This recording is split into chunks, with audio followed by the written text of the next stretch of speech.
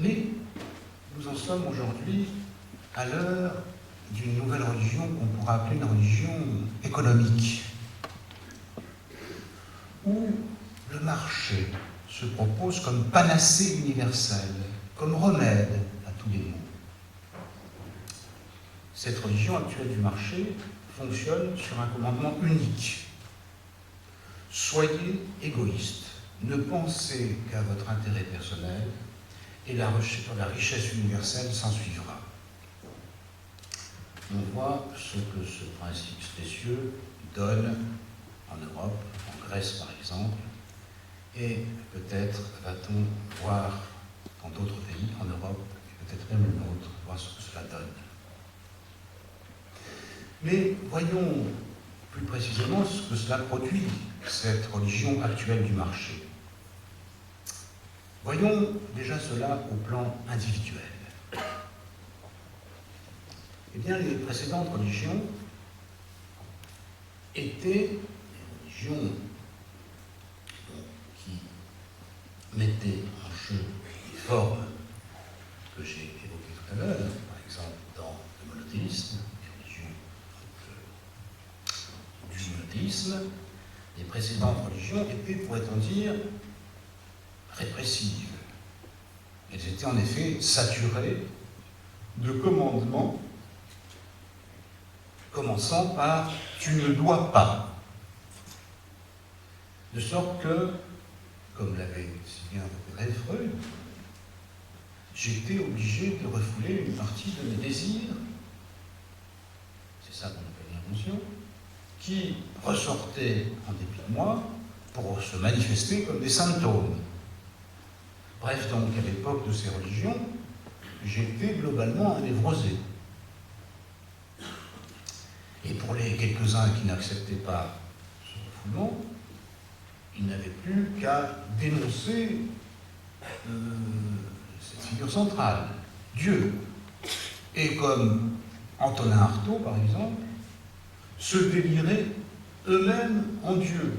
Artaud qui criait « Je suis celui qui est mort au Golgotha », etc.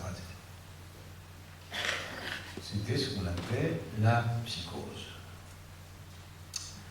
Aujourd'hui, nous sommes, pour une bonne part, sortis des religions interdictrices. Mais pour rentrer dans la religion, on pourrait dire incitatrice du marché, qui dit en quelque sorte « vas-y, fonce, joue ». Certes, il y a moins de refoulement, mais il y a plus d'individus perdus dans ce qu'on appelle des psychoses narcissiques. Puisque, en l'absence de cette figure centrale répressive, qui leur dictait ce qu'il fallait faire et ne pas faire, en l'absence de cette figure, les individus doivent désormais se débrouiller tout seuls. Ils sont contraints donc de chercher à se fonder tout seuls. Or, vouloir se fonder tout seul, c'est aussi difficile pour un individu que s'il voulait soulever la chaise sur laquelle il est lui-même assis. Ou aussi difficile que s'il voulait se soulever lui-même en se tirant sur les cheveux. C'est pourquoi vouloir se fonder tout seul, cela débouche généralement sur deux impasses. Deux impasses qui nous étaient en quelque sorte épargnées par les religions autrefois. Tout simplement parce qu'au cœur de cette religion, il y avait une figure centrale qui se réclamait de son auto-fondation. Je suis celui qui suis. Donc il s'est fondé sur lui-même, donc je peux me réclamer de cet être qui s'est fondé lui-même pour être moi-même à mon tour. Je suis donc sujet de cet créateur qui s'est fondé lui-même. Sujet, je vous rappelle, que ça vient du latin subjectum, qui veut dire soumis. Je suis sujet, ça veut dire je suis soumis. J'étais donc soumis à Dieu, au sujet du roi. J'étais donc soumis au roi. Maintenant, je suis sujet de moi-même. Ça donne beaucoup de travail d'être sujet de soi-même, parce qu'il faut se fonder tout seul. Et ça débouche souvent donc sur deux impasses. Dans la première, je dis que je suis tout. On appelle cela la toute-puissance ou l'infatuation subjective. C'est si fréquent désormais que cela peut aujourd'hui s'observer, disons, jusqu'au plus haut niveau de l'État. L'infatuation subjective. Mais cela peut s'observer partout. Lorsque les limites ne sont plus notifiées, signifiées au sujet, on peut volontiers s'affubler des signes plus ou moins imaginaires de la toute-puissance. Dans les cas extrêmes, on peut même s'octroyer droit de vie et de mort sur ses semblables. Et on se dote éventuellement de pouvoirs magiques, d'autant plus facilement que le prestige social des technosciences ne va pas sans exalter les sentiments de toute puissance des sujets. Pensez par exemple à la survenue très régulière dans nos sociétés actuelles de phénomènes du type Columbine High School. Il y a eu un film il y a eu un film de Gus Van Sant sur ce massacre de Columbine High School, où 2 ou 3 adolescents lourdement armés se mettent, comme dans les jeux vidéo, à exterminer leurs camarades et leurs profs avant de se suicider. Là, ces événements d'infatuation subjective, de toute puissance, arrivent de façon régulière dans nos sociétés et font quand même un drôle de symptôme de la folie ambiante. Pensez aussi, par exemple en France, au cas de Richard Durne et de bien d'autres. Et puis, il y a tous les cas qu'on ne connaît pas, tous ces cas d'infatuation subjective locaux. La deuxième impasse dans les tentatives pour se fonder tout seul, c'est le contraire de la première. Non pas je suis tout, mais je ne suis rien. C'est l'effondrement subjectif, ce qu'on appelle aujourd'hui la dépression. Phénomène aujourd'hui très répandu. Il y a eu une étude publiée en 2010 qui disait qu'à peu près un quart de la population était caractérisé par des passages, des moments ou des états dépressifs. Alors, si on évite cela, ce sont quand même des formes de la folie actuelle. Si on évite cela, eh bien, il reste ce que propose le marché. Le marché qui ne cesse d'inviter donc les individus à la jouissance en leur offrant constamment des objets manufacturés, des services marchands, des fantasmes produits par les industries culturelles, de tout supposé satisfaire, donc toutes les appétences, quelles qu'elles soient. Donc le marché, c'est ce qui vous agite constamment sous le nez, dans les petits récits publicitaires, à la télévision, ou dans la rue, ou dans les journaux, partout, avec ces petits récits publicitaires qui se déversent constamment sur nous, c'est ce qui vous agite constamment sous le nez, l'objet que vous devez acheter pour satisfaire vos passions et vos pulsions.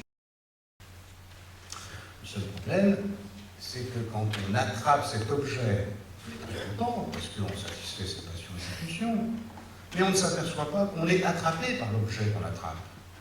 Parce que cet objet, il a agité, n'est-ce pas? Tout le monde saute dessus, et ensuite il draine ce qu'on pourrait appeler des troupeaux de consommateurs.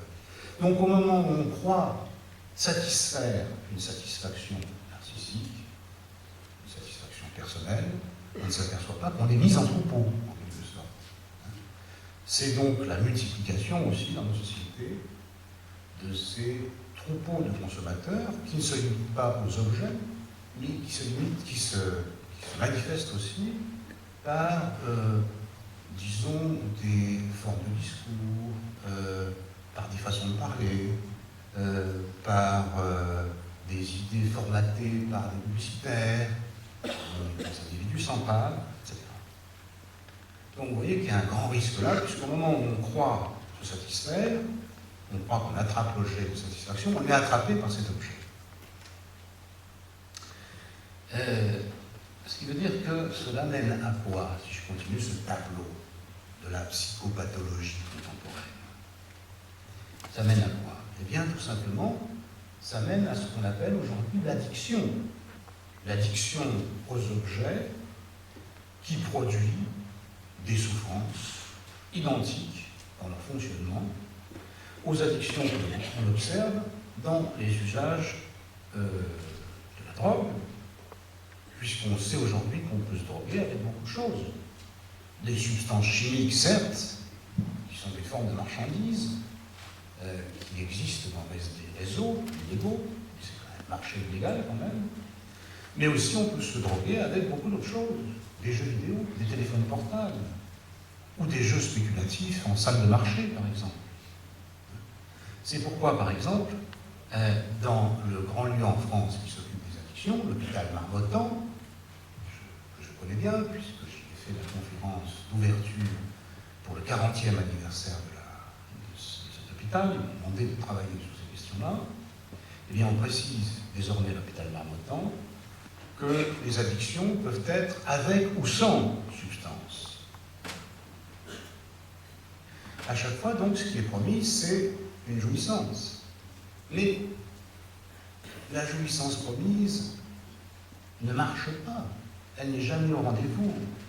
Parce qu'il manque toujours un verre, ou il manque toujours un shoot, ou il manque toujours un objet pour que la satisfaction attendue se réalise. Ce qui veut dire qu'elle ne se réalise jamais. Sinon, dans sa démultiplication, la démultiplication des objets de consommation, et la relance permanente du désir d'en avoir plus. Et si elle se réalise, je dirais que c'est encore plus grave. Parce que, alors, quand elle se réalise, cette jouissance, il n'y a plus de sujet pour la vivre. Il est, comme on dit, ravi. C'est-à-dire, d'abord et avant tout, ravi à lui-même, tout entier passé du côté de l'objet, désubjectivé. Comme mort subjectivement, en quelque sorte. Enfin, dernier symptôme très actuel, la perversion. Puisque l'injonction est aujourd'hui de réussir à tout prix, on n'hésitera pas à instrumentaliser l'autre dans sa propre jouissance, et l'autre, donc, est considéré, dès lors, non plus, comme le disait Kant, comme une fin en lui-même, c'est l'impératif catégorique, la seconde formulation de la maxime ancienne, mais l'autre est désormais considéré comme un moyen pour réaliser les fins. Alors ça, c'est au plan individuel ce que ça donne, cette religion actuelle du marché. Voyons maintenant ce que ça produit au plan collectif. Et bien là aussi, c'est simple, ce que ça donne, c'est un nouveau type de folie. Je vous en donne un exemple. Depuis des mois en Europe, on entend sans cesse dire qu'il faut calmer le ou les marchés, devenus furieux. Et ceci dans leur zone la plus sensible, celle de la finance.